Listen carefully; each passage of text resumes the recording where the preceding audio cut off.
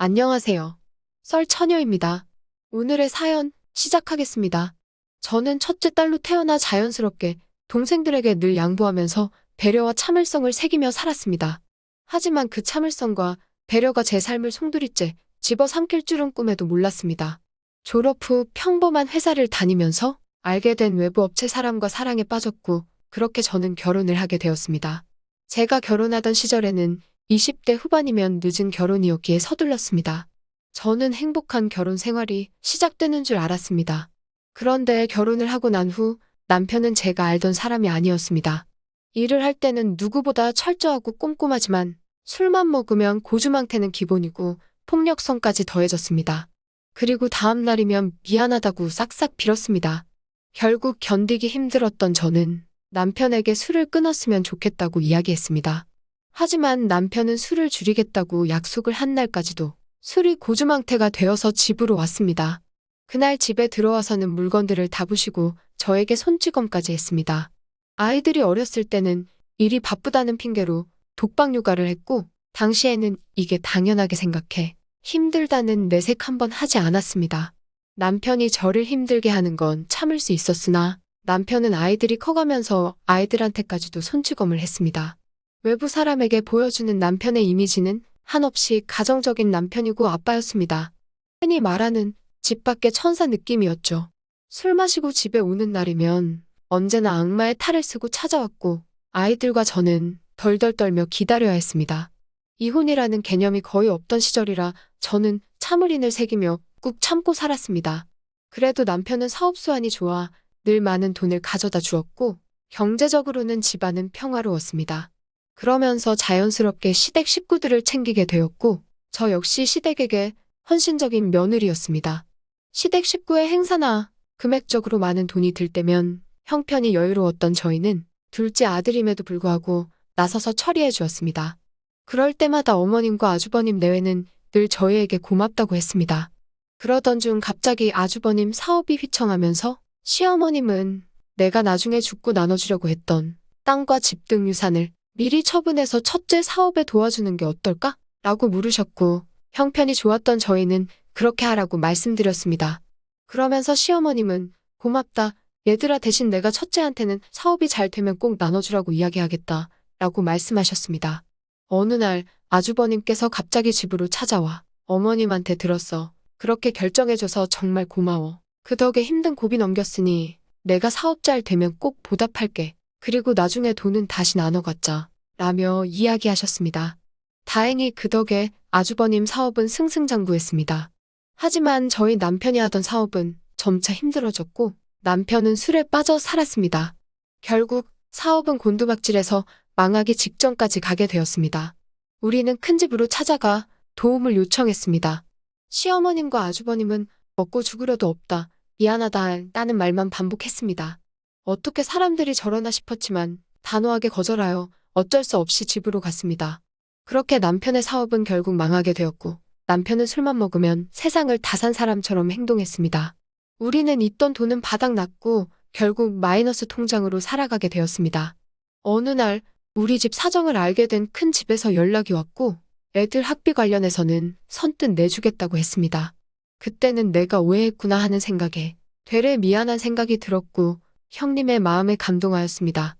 이렇게 모두가 도와주어도 남편은 재개할 생각 없이 알코올 중독자처럼 살았습니다. 그로 인해 마이너스 통장으로는 더 이상 해결이 되지 않았습니다. 이제는 정말 안 되겠다는 생각에 마음을 잡고 남편한테 헤어지자고 했습니다. 그랬더니 남편은 술에 취해 저와 아이들에게 폭력을 했고, 저는 바로 큰 집으로 가서 말했습니다. 마음도 몸도 지쳤고 도저히 이 사람과 못 산다고요. 시어머님과 아주버님은 우선 무슨 말인지 알겠고, 전 그렇게 헤어지고 싶으면 지금 살고 있는 집을 정리해서 오라고 했습니다. 남편은 아주버님 말과 시어머님 말이라면 죽는 신용도 하는 사람이라 집을 바로 내놓더군요. 집은 다행히 비싼 값에 정리되었고, 아주버님은 그 돈을 자기에게 입금하라고 했습니다.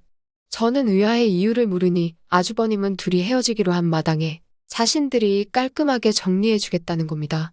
그 상황이 이해가 되지 않았지만 남편은 그렇게 하라고 했고, 저도 따를 수밖에 없는 상황이었습니다.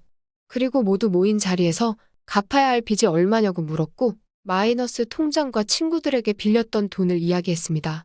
아주버님은 그 자리에서 모든 금액을 일사천리로 정리해 주셨습니다.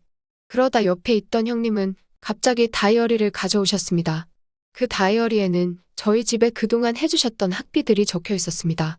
그때는 가족 좋다는 게 뭐냐. 전에 유산으로 도움 줘서 우리도 도와줄 수 있어 좋다고 했던 그 모습은 온데간데 없고 10원 하나까지 모두 적힌 종이를 저에게 보여주었습니다. 고마운 마음을 가지고 살던 제가 바보 같았습니다. 이 금액 빼고 나눈다고 하면서 본인들끼리 쑥덕쑥덕 거렸습니다. 그러면서 저에게 남은 돈은 단돈 3천만 원이었습니다. 시아주버님께 제가 그동안 남편에게 헌신하며 산 대가가 겨우 3천만 원인가요? 이게 말이 되는 금액이라 생각하세요? 물으니 아주버님은 이혼은 재수씨가 하고 싶다 했잖아요. 아니면 계속 내 동생과 살던가요? 라며 말했습니다. 그 뻔뻔한 대답에 어이가 없었고 술만 먹으면 사람을 개패듯 패고 가족들은 나몰라라 하는 사람이랑 어떻게 살아요? 그게 말이 된다고 생각하세요? 라고 대답하니 옆에 있던 시어머님은 저 나쁜 것이 돈 못 벌어오니까 이제 와서 내 불쌍한 아들 버리네 라며 소리쳤습니다. 어머님 말은 똑바로 하세요. 돈 잘 벌어올 때도 이 사람 술만 먹으면 폭력하고 난동 부려서 애들 데리고 나갈까 수십 번 생각했어요. 그걸 아시는 분이 왜 그러세요? 어머님은 손자 손녀가 불쌍하지도 않아요? 라고 말했고 옆에 있던 형님은 그럼 애들을 생각해서 참고 살면 되지. 동서 그렇게 안 봤는데 엄청 이기적인 사람이구나 하며 비꼬았습니다. 이기적인 사람이요? 형님 그러시는 거 아니죠? 저희가 그때 도와달라고 했을 때 형님네 어떻게 하셨어요? 눈 하나 깜빡 안 했죠? 저희가 그동안 시댁에 어떻게 했는데요? 시어머님은 그만들 해라. 다 내 잘못이다. 내가 빨리 죽어야지 늙은이가 오래 산이 못 볼 꼴 보는구나. 라는 소리만 했습니다. 아주버님은 그 이야기가 지금 여기서 왜 나와요? 나중에 성공해서 다 나눠준다 했잖아요. 라고 말했습니다. 지금 건물 네 채의 사업도 성공했고 땅도 가지고 계신데 뭘 더 얼마나 성공해야 나눠주시는데요? 말씀해보세요. 라고 이야기하니 셋은 꿀먹은 벙어리가 되었습니다. 남편은 당신도 이제 그만둬. 돈이 그렇게 좋으면 다 가지고 가. 한마디 하고 밖으로 나가버렸습니다. 형님은 그제서야 3천에 1,000을 더해 4천만 원을 주며 그래서 아이들은 어떻게 할 거야? 라고 물었습니다. 제가 아이들을 두고 가면 남편은 양육 능력이 안 돼요? 당연히 큰 집에서 케어해야 한다고 생각했기에 묻는 것 같았습니다. 아이들은 제가 데려갈 거예요. 술에 취해 사는 저런 인간한테는 도저히 맡길 수 없어요. 라고 대답했습니다. 아주버님은 대신 아이들은 다 컸으니 우리 집에는 손 벌릴 생각하지 말아요. 라고 한마디 했습니다. 저도 더 이상 이 집안 사람들과는 엮이고 싶지도 않고 제 자식들 삶에 이런 사람들은 모르고 사는 게 나을 것 같네요. 라고 말하고 자리를 나왔습니다. 그렇게 4천만 원과 함께 힘들고 고단했던 저의 결혼 생활은 20년 만에 종료가 되었습니다. 처음에는 힘들었지만 자식들이 하고 싶다는 공부에 대해서는 제가 일을 하면서 아낌없이 밀어주었습니다. 그 결과 딸은 패션 관련 일을 하면서 쇼핑몰을 차렸고 아들도 누나를 도와 오프라인 매장을 오픈했습니다. 한 연예인이 딸의 패션에 관심을 가지면서 제품은 불티나게 팔렸고 지금은 사고 싶어도 못 사는 브랜드가 되었습니다. 그런 아이들을 볼 때면 너무 대견했습니다. 그래도 아빠의 빈자리를 그리워하지 않을까 하는 생각에 조심스레 물어보았습니다. 아이들은 그 사람으로 인해 행복하지 않았던 유년 시절을 엄마가 해방시켜줬어. 우린 엄마만 있으면 돼. 라고 이야기해 아이들을 위해 열심히 산 보람이 있구나 생각했습니다. 장을 보러 주차를 하고 밖으로 나가던 중 낯익은 사람이 있었습니다. 자세히 보니 전 아주버님이었습니다. 하지만 행색은 제가 알던 아주버님이 아니었습니다. 다 찢어져 가는 외투에 며칠은 안 씻은 몰골이었습니다. 저와 눈이 마주쳤지만 저를 알아보지 못하는 것 같았습니다. 그러면서 아주버님은 아무렇지 않게 땅에 떨어진 담배 꽁초를 손을 몇 번 툭툭 치더니 담배를 피우기 시작했습니다. 집이 그렇게 부자인데 왜 저러고 다니지 생각했고 시댁과 같은 동네에 사는 친구에게 전화했습니다. 친구 말로는 보증을 잘못 써서 빚쟁이들이 찾아왔고 한동안 동네가 난리 났다고 했습니다. 친구는 소문에 의하면 가지고 있던 땅이고 건물들 다 뺏겼다고 했습니다. 그 말을 들으니 아주버님의 행색이 바로 이해가 되었고 우리를 거지 취급하며 무시하더니 본인이 한 행동 그대로 돌려받는구나 하는 생각이 들었습니다. 오늘의 사연은 여기까지입니다. 긴 사연 끝까지 들어주셔서 감사합니다. 구독과 좋아요는 썰처녀에게 큰 힘이 됩니다.